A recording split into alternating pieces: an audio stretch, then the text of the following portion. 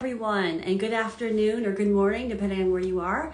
I'm Taska Mateo, founder of Taska Coaching and Consulting, and I'm here to speak with Karen Carlucci today, who is a therapist and she's a coach, she's a facilitator, she's a dear friend, and she's also a colleague of mine from our coaching certification program. So I'm really excited for our conversation today. I think it's super relevant, and I'm excited to hear what Karen has to say. So we're going to bring her on right now. So just thanks for those of you who have joined right at the top of the hour. This is awesome. Love to have you here. And always remember, you're always welcome to ask questions throughout. So hello, Karen. Hi, Taska. Thanks so much for having me today. Oh my God, this is such a gift to have you on. It's like I'm like, oh my God, this is so overdue, but divine timing. This is, I think, going to be a wonderful conversation. So thank you for your time. I was just kind of introducing you a little bit before you joined. We're going to talk about loss, limbo, and learning to live again, which I think is just so appropriate right now. And we're coming off a Mother's Day with a lot of mixed emotions for sure. But before we go in deep, I just want to again say thank you so much for being on this platform.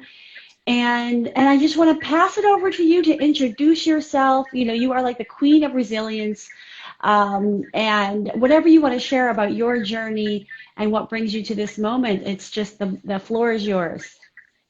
Thanks, Taska. Yes, this is overdue, and this is really such a great Talk About It Tuesday thing that you're doing. You have so many great people, some of whom, of course, I know, and you've got some great conversations going. So thank you for doing this and bringing this to so many different folks who I know want to get more involved in these conversations. Um, I'm a therapist and a coach, as you noted, and the fundamental passion that I have is helping people rediscover their resilience. And I say the word rediscover intentionally because I believe we all already have what we need. We just don't always realize it. And when we're faced with unexpected things, I like to help people accept and move through whatever that might be for them so they can feel ready and equipped to face the world. And as we all know, this world has gotten all kinds of wonky, and we're just people trying to be who we are. And I think that we have each other. So conversations like this bring us closer in not feeling so alone and lost. So I'm happy to talk about these concepts with you today, the loss and the limbo, especially. Yeah, well, thank you, and I love how you're sharing like we have each other. Hmm. So talk to me more about that because I think sometimes whether it's grief or whatever it is that we're going through, that's a hard time, that there's a lot of slogging through it alone because people Yeah. don't want to dump their problems on other people. So like, what is your perspective about being in community or having other people around in this kind of process?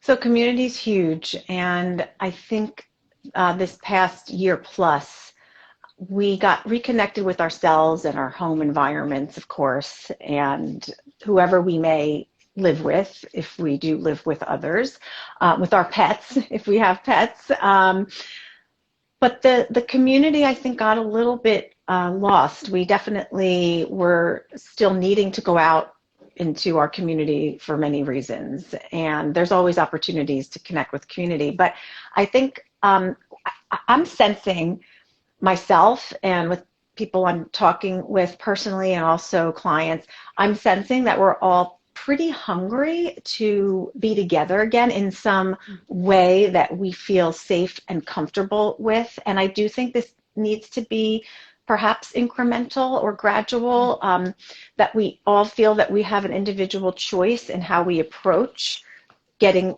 reacquainted with everything outside of our four walls, whatever they look like. That's where I think we're all a little bit hungry for the sense of community to come back to life. Yeah. And I think when we talk about that, right, I feel the same hunger. Um, and as an Italian, I'm just always hungry too. No. um, Yeah. but I and there's a part of me that's also like, I don't want to overdo it, right? Like that I can easily see social calendars like building and then like getting into overwhelm or like this Yeah. overdoing. So there's almost like a trepidation to start putting things on the calendar. And this makes me think of this whole concept of learning to live again, and you're kind of recommending taking it slow. Um, and Hmm. what does it do for us to take it slow versus just jump all in and say, this is what I want, this is what I've been yearning for, I'm going to get as much as I can. Well, and if that feels okay, certainly jump right in, right? Not all of us jump into the deep end of the pool as soon as we arrive. Some of us need to Mhm. feel it out and put a toe in and check the temperature. And when we're ready, maybe we'll jump in or we'll slide in, and that's fine. So, whatever works for you, honestly. This has been what I've been calling a perpetual transition. Um, we've sort of been like stuck in suspension. I like to also call it lingering limbo. Um, and there's something funny about that. And I think that we talked about this a little bit separately, like this idea of, okay, we were fine with the pause, but then the pause became like this somewhat of a stop, even though life doesn't stop. And that can be confusing because it's like, oh yeah, things are really still happening. Like my life still has to go. We all have things that we need to still do. Not everything stopped in the same way for each person. That needs to be acknowledged, right? But when we consider what it meant for us, there we were like, okay, so now it's more of more than a pause. And transitions are meant to have like something that we see on the other side. And when we don't see it, we get really uneasy and we start to feel that we don't have the same sense of control. And sense of control is important because we don't always really have control, right? It's like it's the sense of control that matters, that gives us a sense of stability, and that's what keeps us at ease, and that's what allows us to move forward and accomplish things with confidence. And when that gets shaken up, we're suddenly out of sorts. Okay, fine. But anyway, the way I've been describing it is when we like go to a website and we're all excited and we're ready to like check it out, and then we get that little spinny wheel on our computer or whatever, and we're waiting for it to populate, and it's just not, and it's like, okay, we're still spinning and we're still going and we're still waiting. When is it going to happen? And then we get discouraged and we start to say, well, I guess never mind. I guess I don't have to get dressed today. I guess I don't really have to make that phone call because nothing's really happening anyway. Oh well. And that's, I think we've gotten stuck in this bit of a rut. I know there was that article about languishing, right? You're not quite depressed, but you're not quite feeling like you're going for it and that everything's working out. You're sort of like, eh. So we've been waiting for an invitation to be like, okay, the Mm. party's back on, get dressed, like come on out and play. So I'm starting to think we need to create our own invitation at this point, Mm. assuming we feel ready and safe to do so. There's a lot of things to consider, and start inviting each other. But to your point, not like we don't have to invite 1,000 people at once. Like let's take it slow with what works for us, and know that we can manage our own calendar. But that's personal. There's all kinds of other realities for folks when it comes to their work demands Mhm. and what that's going to mean in the next several months. So there's many unanswered questions at this moment still. Yeah, and I even want to go backwards a little bit, right? Because what we're talking about, right, creating an invitation to move forward, to live again, to get what you need now that more might be accessible for you. But a big part of what I know what you were passionate about was like honoring the loss, like just honoring what Yeah. happened in the past year plus, acknowledging it. And I know you even use the phrase that like reflection is a luxury. So Mm, because I think that maybe we haven't been able to process all that's been lost. Like there's definitely human life loss, and there's a host of other things. So maybe if we could take a step back and like, what do how do we talk about loss, and how do we start to acknowledge the loss that we have experienced for those who just Yeah. because that type of thing and grief, I think, is not something that as a society we're comfortable talking about and honoring. Yeah, you're so right. And I think it's so important that we honor this. We can't really move forward without acknowledging what has been and how it impacted us. So here's what I'd like to say about loss right now. There's a concept referred to in the mental health field as ambiguous loss, and that was a term brought forward by a theorist named Pauline Boss. So ambiguous loss is sort of what I think many of us were experiencing collectively. Again, individual experiences and how this impacted each of us. But this idea of like, it wasn't something we could easily process. We didn't know what it meant, what was on the other side, just like that perpetual transition, that spinning wheel. Mm-hmm. And we didn't know when it was going to change and what we then had to be prepared for. And we like to be prepared as sophisticated human beings. We like to know what we can do ahead of time. We like a certain amount of predictability. And so this ambiguous loss, it's ambiguous because it hasn't really been resolved even still. And this might be something that I have mentioned can be a trigger for other experiences in our lives separately before all of this with the pandemic, of course. So if you were noticing some familiar, like weird reactions of this reminds me of something else that I experienced and maybe even suffered through, but yet it's not that, so I don't know why I feel that. Just know that that's normal and okay. I myself, as many people know, but I'll share here since I think it is relevant. I had a life-changing, unexpected loss, tragically related to September 11th, many years ago now, right? And this whole thing, oddly, when I had to do certain things to like stop everything, reminded me, I had some eerie reminder of back in, late 2001, early 2002, of just being in a fog and not knowing like what I was supposed to do and how is this going to work and what does this really mean and where am I going to set myself up, and because things just got turned upside down. Very different, yet there was this familiar emotional reflex that I was able to acknowledge. So I think that's something that others have recognized in their own way, that, okay, this is a loss and we can call it that. And it's just a very odd, unexpected, vague kind of, what do I do with this? And I feel like we can't overlook that there's the real loss of death that did happen, okay? And the fact that people couldn't say goodbye in the way that they might have been accustomed to under the circumstances. And that's still like a blow. That is unfinished. Not that any loss is ever tied up with a nice little neat bow. Oh, it's done. We're good. We move on.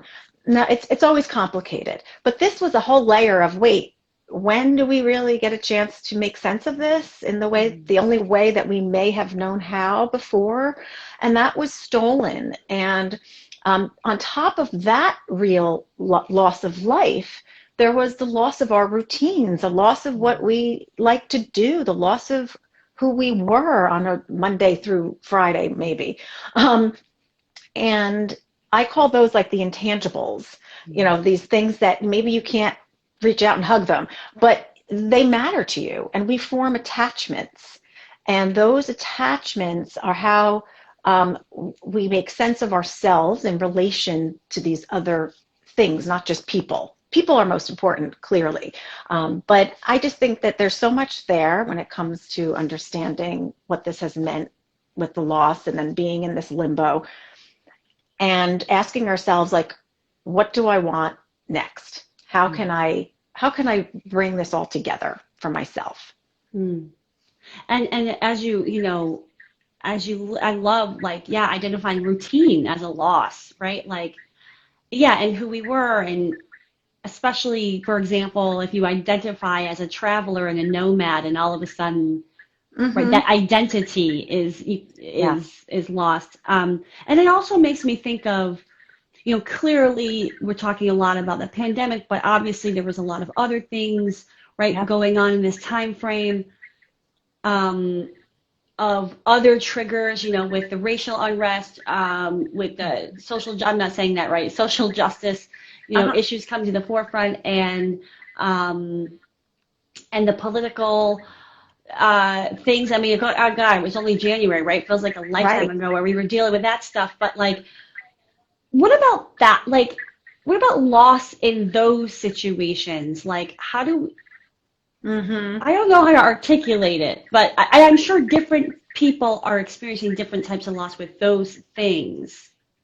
Yeah, okay, so there's a couple things, and I'm sure each person would have their own reaction to that very important, thoughtful question. Um, one way of looking at it is that we had a loss of distraction.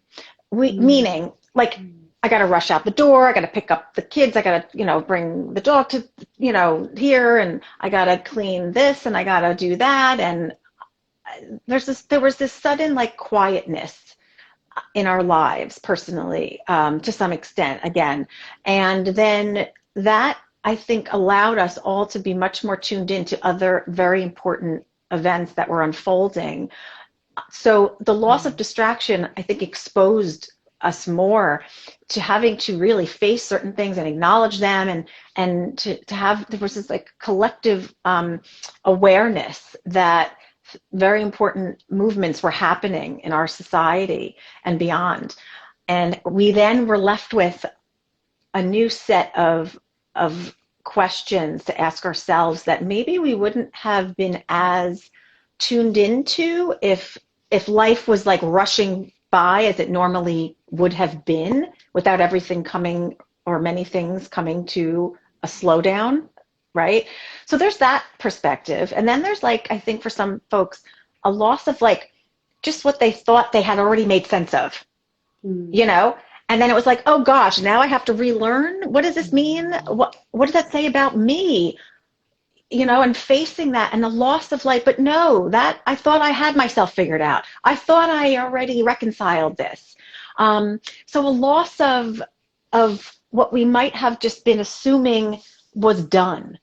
And this was a wake up call that, whether we were looking for it or not, or whether we were comfortable with it or not, it doesn't matter.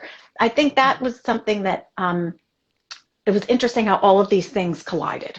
Mm-hmm. Yeah, it's like the perfect storm.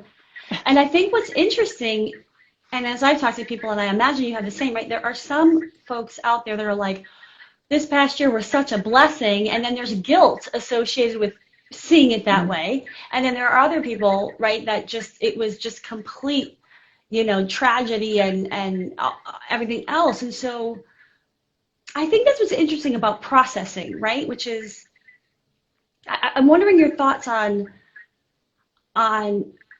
this, this tendency we have to compare, and then how do we actually process in a way that serves us, while also not being ignorant to the fact that other people are having different experiences. Do you know what I mean? Yeah, so we all process in our own way. And I think, to really just try to learn from others and to be open and to not assume that how we see it or feel it is the thing, is the way, and that's it. Um, but you're right. Like, I think that there's also, the increased, online social media presence and connection that just it takes place, so much more. And I think over these last few years, of course, but in a concentrated way over the last year plus, even more of what people are turning to, Mm-hmm. um, and how they're digesting information and how they're passing that information on. So again, I think as humans we process according to how we can make sense of something in a way that already aligns with what we have constructed for ourselves. And again, there's that loss of what I've worked so hard to construct for myself to some extent. And to be willing to be vulnerable and to let that fall away can be scary. And that's not something that everyone's ready for, honestly. I mean, I think in the coaching and therapy spheres, there's a lot more, readiness for that. In the social justice world. Obviously, that, you know, everyone's in the same world, but not everyone's tuning into the same channels. So, you know, and we want that openness to learn from one another, because perspective is so much of this. But yeah, the processing is not one size fits all, for sure. Yeah. Yeah, and actually in that vein of it's not one size fits all. Like, what counsel do you have, or like what questions might be helpful for people who are like, I'm struggling with the loss. I Mm-hmm. don't know if it's just time or if it's I need support. Like, how Mm-hmm. can people start to identify when, like, you know, it actually would benefit you to be seeing a therapist, for example, Yeah. because the grief is so heavy, and like it's not a matter of time that will help you get through it, but actually support in processing, you know? Yes. So we all will process in our own way, whether we think we are or not, right? But when is it going to really be more beneficial to do that with a professional, or even in a group setting? You know, there's many options here. And I think one indicator, it has to do with stress. So anything that is a blow to us, and it can seem like something that intellectually we're telling ourselves, oh, but it's not really a big deal. But you have to really pay attention to these other layers of who we are and what we're made of. You know, what is our body telling us? What's coming up for us emotionally? Where does that connect to in our histories? And really just acknowledging, like, maybe this is something that I don't even realize is stressing me out. And then when stress is normal, stress is healthy, but when it starts to preoccupy us, when it starts to tip the scale into what we would refer to as distress, right?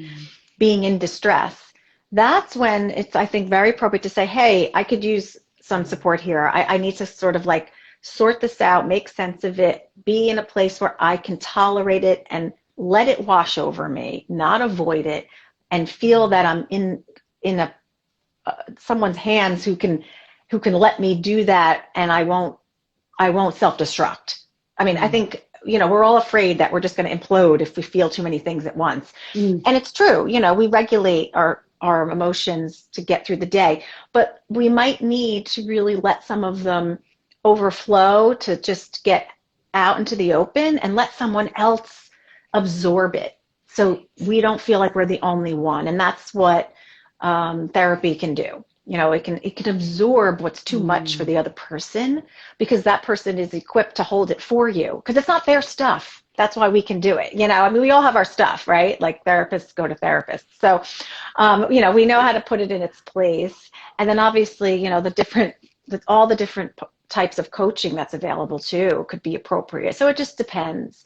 But that's what I would say, is that when that stress tips over to distress, if you're feeling in distress and not just stressed, like your regular stuff, think about, like, what might give me a sense of relief. You know, I'll share, it's like interesting, even with me, like, I went to the dermatologist not long ago, and the dermatologist, who's known me for a while, because of whatever I was sharing with my symptoms and some stuff, you know, skin stuff, right? Skin. She stopped and she said, you know, and she knows what I do, and she knows a little bit about me. And she's just like, you know, are you feeling extra stressed? Because I'm starting to wonder how much of this is stress related. I said, what? I was like, no, I'm like the regular stressed. I'm like, you know, everything's good with me. Like, you know, I don't need to be like feeling sorry for myself right now. I'm good. Like, you know, she's like, okay. She's like, but even if you're good, what might be something that, if you could just take a minute to acknowledge for you, what could be too much? I just want to make sure you're taking care of yourself. That's all. So she just saying that, I was like, wow, how astute, right? Like, and that's an Yeah. example of, like, we're looking out for each other.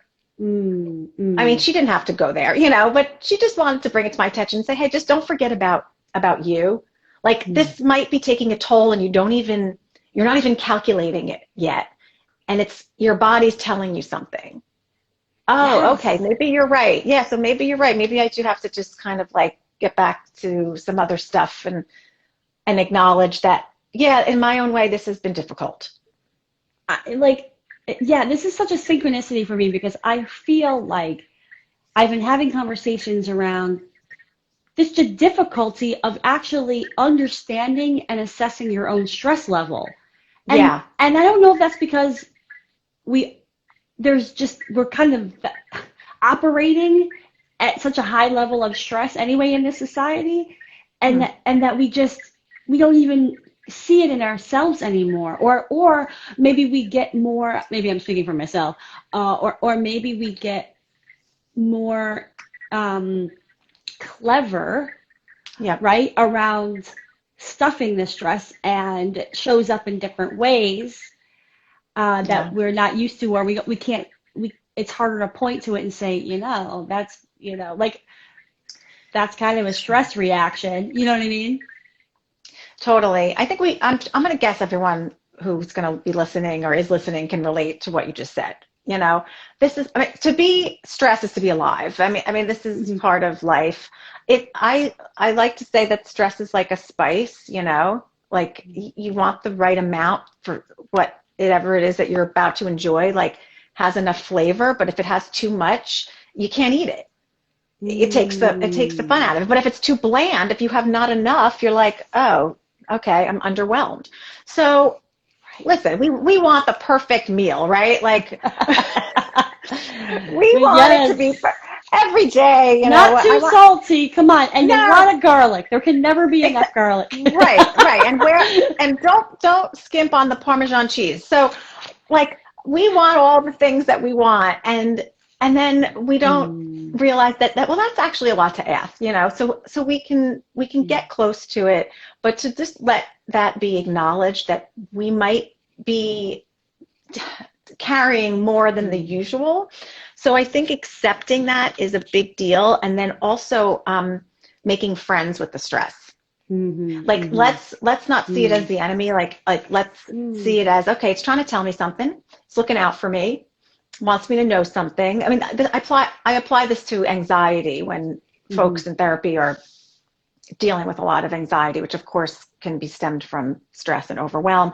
Um, but either way, making friends with whatever that feeling is and seeing it as a positive thing. This is like a reframing exercise, Mm. a cognitive shift that we can do anytime with anything that's really useful. Like this is something that I can see as a helpful hint rather than the enemy. It's trying to help me, not hurt me. What do I want to do with it? How can it serve me? What can I learn from it? And then um, let's also then take a break. Like, let me take a breather, just get outside for 10 minutes, take a walk, put on some silly show or dance to your favorite song, and then get back to it. I mean, I think we Mm. have that ebb and flow that we recognize for ourselves of what we might need to break things up. But this can be our friend. Yes. This can be an ally, I should say. That might be another way of looking at it. I love that tip, and it's like that it can be your friend. It's information. It's kind of how I talk about like jealousy, right? Rather Uh-huh. than, Yeah. you know, shame yourself or be upset that you're jealous. Look at it like, well, what is it telling you about what you want in your life? And Yes. and then that might shift, how we react to it.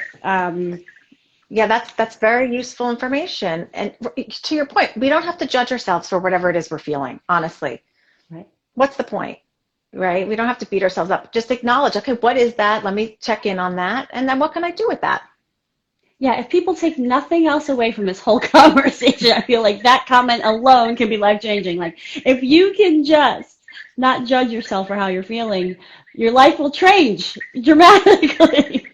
Easy to um, say, right? Easy to right, say. easy to say. It takes some practice. Yeah, absolutely. Yeah. So, you know, you shared your story of, of resilience, of dealing with just absolute uncertainty about the future. Um, and and in a way, right, like we still don't know what the future is, right? It's still an illusion that like we're getting more Mm-hmm. confident that that the future is looking, like we know what it's going to look like.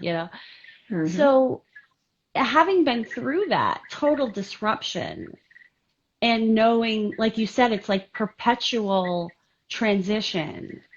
And we're not trained for that. You know, you don't have a class that's like, how do you deal with life changes? You know, like what Mm-hmm. what are some of the ways that we can think about it, or tools that we may already have in our toolbox to say we actually know how to deal with uncertainty. It's just we don't realize it because it's such a massive um what's the word? Like Mm-hmm. it's just so massive right now. Yeah, like the walls have sort of been taken off the house, you know what I mean? And now we're all like, wait, it's really just being patient with ourselves, and I think acceptance is so Mm, key, to accept like this is where we're at, this mm, is what we know, this is the rest we don't know. You know, I like to mm, refer to, as you are probably familiar, right? The sphere of control. There's this concept very simple of like what's in that first main mm, circle that we are aware of, that we can, for the most part, control, right? Um, so if we just focus on that, because the external circle around it might be the sphere of influence, like what can we influence? But understand that it's in relationship to something else that also has influence, right? So it's only so much that we can really do about that. And then everything around that circle in the outer universe is all the stuff that we really can't control. And therefore, guess what? We don't have to worry about it. I mean, not that it's not important, not that we might not have some concerns, but to really just remind ourselves, like, oh, yeah, mm, that's not my job. That's not for me to do. There's nothing for me to do about that right now. You know, I mean, simple analogy is the weather. Like, I can be informed about the weather. mhm, I can dress accordingly, but I can't do squat about what it's going to do outside. Like, that's it. So why am I going to pile on the stress of what if it does this? What if it rains? What if it doesn't? mm, Let me just be, anticipate what I can and focus on that one center circle. That's what I can potentially mm, control, because, mm, again, I think once here's the secret, and I have a blog about this. The attachment, as I mentioned, is very much about why we suffer a loss. And there's a saying, I think some of us may have seen this on social media, something like, it's beautifully put, and you might know who actually stated it. Um, you know, grief is really just love with nowhere to go. mm, Like, so, and that's because of attachment. We care about things that we mm, develop a bond with. Okay, so that helps us understand and appreciate why we have such a reaction to something suddenly being taken away. Like, where did it go? mm, If we didn't initiate that, it's really it's so hard for us to just let it be, right? So one secret, and this might be a little bit in the Buddhist philosophy realm, is actually about detachment. mm, So it might seem counter, like, well, wait a second, we're kind of primed for bonding and attaching, not just to people, but to the things that we do and what makes sense to us. So how are we supposed to like undo that and detach so we're less consumed with worry and can accept that everything's always changing, whether we realize it or not, that we really have very limited control, whether we realize it or not? How are we supposed to do that? I mean, and that is a big question. I won't pretend that I have the magic answer, so that's not going to happen today. But we can get closer to wrapping our head around the concept of, okay, what can I let go of? It mm. doesn't mean I'm abandoning it. It doesn't mean I don't care about it. It doesn't mean I'm a robot all of a sudden, Mm. but I think once we get that through our heads, that like it really is about letting go, that gives us peace and freedom. Um, that can make a big difference in our lives. I think there's something about this experience for all of us that may have brought that to light a little bit. Yeah, and that's a big theme too for the coaching work that I do, especially in the career coaching realm, right? Which is that you have you can set a timeline for when you want that new job, but like you are not in control of who decides to hire you. And this balance of it's okay to want and desire and dream, and also this idea of not being attached to what it might look like. Like the universe Yes. might have something even greater for you in store. And so how can you allow yourself to desire, for example, a particular job and also be unattached if that is the thing for you, Yes. right? Because maybe something better is actually for you, but you don't know it yet. But it's, I think it's a, yeah, it's a Hmm. practice, like this detachment, like, Oh yeah. No, it is. It's true. No, it truly is, being present in the moment, not being attached to outcomes, Mhm. not being attached to results. And if this doesn't happen, I don't know what I'll do. Well, you're going to do something and you're probably going to Mhm. be okay, not to minimize how important this is to you. But Right. I think it's really getting, comfortable and skilled at being present with where we are and reminding ourselves that I'm okay in this moment. And this moment is all that actually in reality matters, because this is the only moment that's happening. Yeah. And so when we boil it down, that's something in therapy that's helpful when people are just really overwhelmed with what they're feeling, and the anxiety becomes paralyzing. Let's just only worry about this one moment. It's like there's grounding exercises around that. Yes. Let's look at the floor. Let's study what's in that part, just that one corner of the floor. What do you see? How many fuzz balls? How many crumbs? Where's the fuzz, branching off over here? Like, it sounds a little bit strange, but that is very grounding to be like, this is the moment that matters, and that's all I have to focus on right now. So obviously, we know meditation practices can help with that. Right, Um, right. I'm a big proponent for, incorporating resilience education, whatever you want to call it, into curriculums for kids. I think the Mm, earlier we can practice these kinds of things of understanding, like there isn't just one way this has to go. yeah. The healthier we will end up being for ourselves, and society. There's so much suffering that stems from what we think has to be the outcome. So as you said, like letting go of those assumptions. Now, there is a place for visualization, right? Like, if you do want to see yourself in a job within 6 months, well, hey, if that's clear and you know that and and then let's paint the picture. If you can see Hmm. it, taste it, smell it, there's a better chance you're going to get closer to that.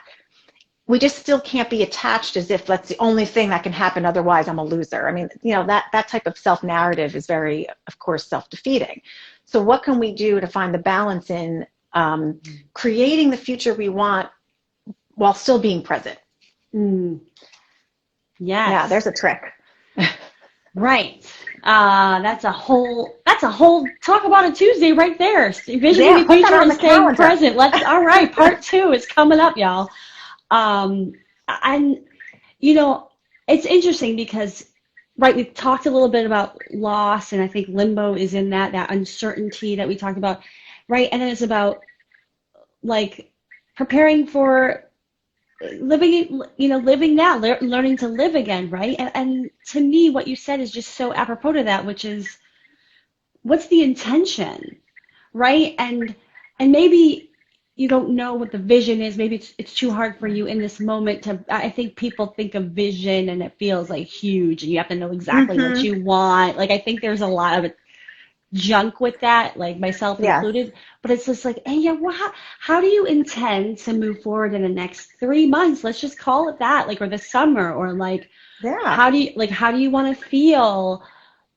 So as we step into the future, as we step into the world that, that we want to be creating, inviting ourselves into, what are Mm-hmm. some tips that you have for that learning to live again, just to kind of circle back to the Yeah. moving forward from where we are today?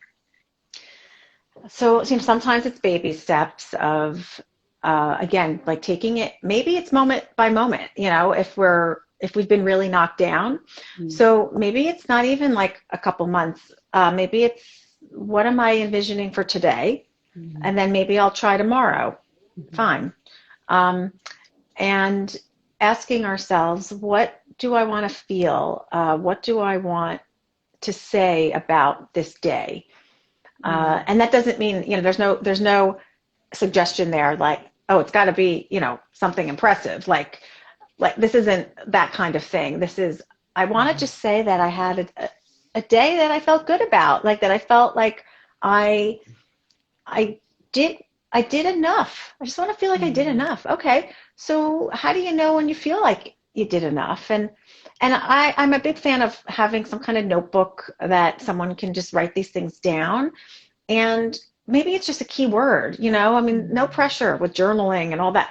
Like just sometimes people just know this sense of I just want to have a handle on my schedule. Okay, great. So you want some clarity. So let's write that down for you. Write it down, look at it, and go back to it when you're starting to get scattered. Oh, that's what matters to me today. That's it. This is the key word. Put it on the refrigerator. Put it in your pocket. Bring it with you.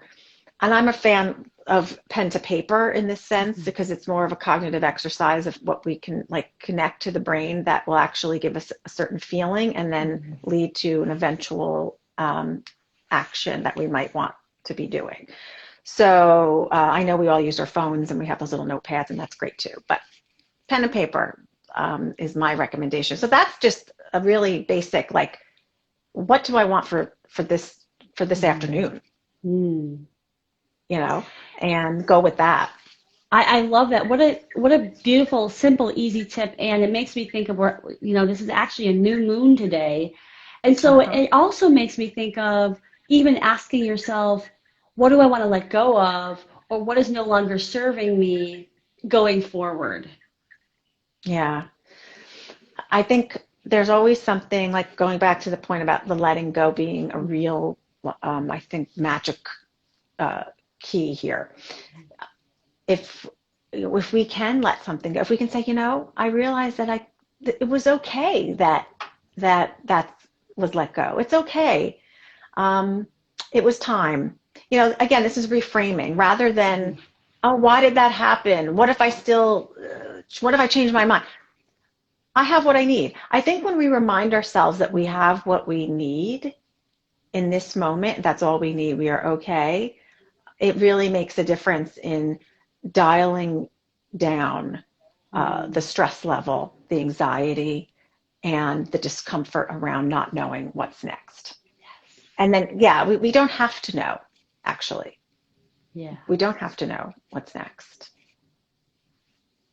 I'm just going to let that marinate for a second for you guys watching, because we don't have to know. We think we have to figure it all out and then take the step. And it's like, no, you just have to be in your body, Like you just have to be. That was advice that I got really, way back, days after September 11th, a family member saying, like, just so you know, you don't have to do it. Because I was like, I don't know what to do. Like, I didn't know what to do. It's like, what does somebody do? I felt so helpless. Like, and she was just, said, you don't have to do anything. You just have to be. You just, right now, you just have to literally be and take one breath at a time. You just have to breathe in and breathe out. And, that sounds like maybe a dramatic example, right? Like, but if that's what it is, that's what it is. It starts with our breath in the first place. We wouldn't be able to do anything else. So let's just, acknowledge I can breathe in, I can breathe out. I am good in that moment. Oh, it's so powerful. And I love it coming from you, that you have all these different modalities at your fingertips and you've had your life experience, and just say it can just be as simple as allowing yourself to breathe, and Claire here is like, connecting to the breath is so powerful, so true. And you don't have to read a million self-help books, it's just one small action of coming back to the breath. Yeah. And and hey, there's lots of stuff out there that whatever you find comfort in is great. I'll share just another little snippet of something that I feel like was powerful in my early days of working through everything. And And that was the therapist who said to me, because I came with a question, right? I was like, excuse me, what do I do?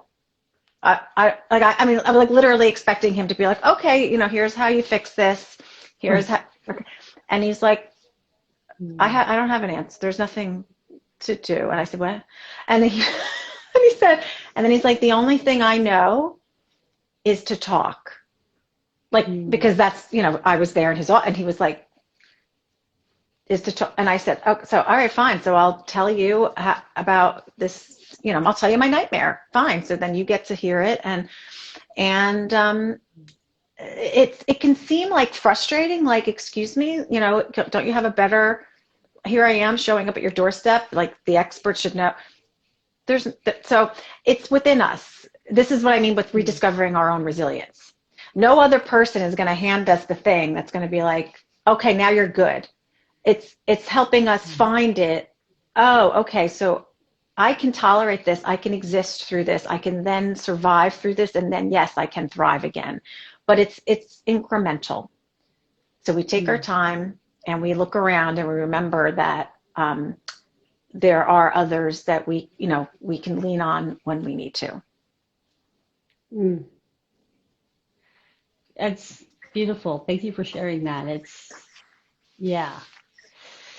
So oh my gosh, you just, like, I was taking so many notes. Like, I gotta tell you, yeah, and the way you articulate these concepts are just so beautiful and so approachable and just, I mean, that's you. Like, you are just, I think you're just like a magnet, the who you are and just how you hold so much space for people. And I'm blessed to be in this space with you and having this conversation. And, as we kind of wrap and come to a close, I'm curious, like, is there anything else around this topic of loss, limbo, that we didn't cover that you want to share? No, I think that's, we covered a lot of ground.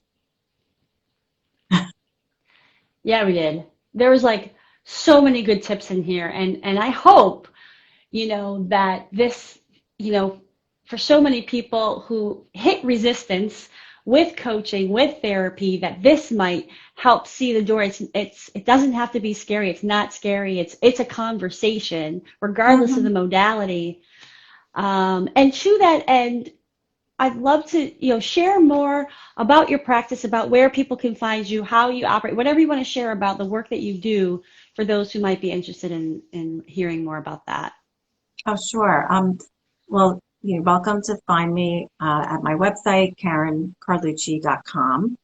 And there's a way to contact me through there, and I can then get back to you if you have any questions or if there's any way that I can possibly help. I'm very open to having like chats with folks just to get them pointed in the right direction, if I can do that. And if it does seem like I'm appropriate to be a part of someone's process, then I'm able to be available. And I truly feel such powerful connections with everyone I work with, and it's just very rewarding to see like people move through these difficult times. And then recently, I think this is really positive. I've had people recently move on, meaning like they're like, you know what, I'm ready to say goodbye. And it's like, oh my gosh, like this means like, you're feeling like, okay, I got what I needed to process. I dumped it on you. And, I learned some things, and now I'm thinking that I can, fly the coop or whatever. And that's a beautiful thing. So let's keep that moving. It's a lot of forward motion while we're also learning from, what we've been through. Yes, yes. Thank you so much. And for, I know you have a blog, and you share things periodically there. So for people to connect in that way. And yeah, this is just, such a blessing to get some of these tools and tips. And, for me too, right? Like, we're all figuring it out. Nobody's exempt from finding the path forward in life. So, and I look forward to the day where I can say to my therapist, See you later. Bye. Thanks. I look forward to Yeah. that day. And it doesn't mean you can't, it doesn't mean you can't circle back, you know, you can always go Right. home, whatever that means to you. Yes. Hey, there's nothing like a good dumping. That's the thing. Like, yes, take all my problems. I love it. I love it. Well, oh my gosh, this was so wonderful. Thank you so much, Karen, again, for your time, for your wisdom, for your empathy and compassion for people in these spaces and trying to figure out their way forward. And I look forward to a part two. There's so much more we can dig into for sure. Now, thank you again, Taska. This has been great. Talk about it Tuesday. I know you have some good stuff coming up. Yeah, yeah, super, super excited for what's on the docket this month. So hopefully I'll see you at an upcoming one. Yep. All right. Well, thank you so much. And thanks to everybody who's joining here live and those who are going to watch this after we post. Thanks for coming. And I guess ciao for now. Yes. Ciao for now. All Thanks, right. Take Taska. care. Thank Bye, you, everyone. Karen. Bye. Bye now.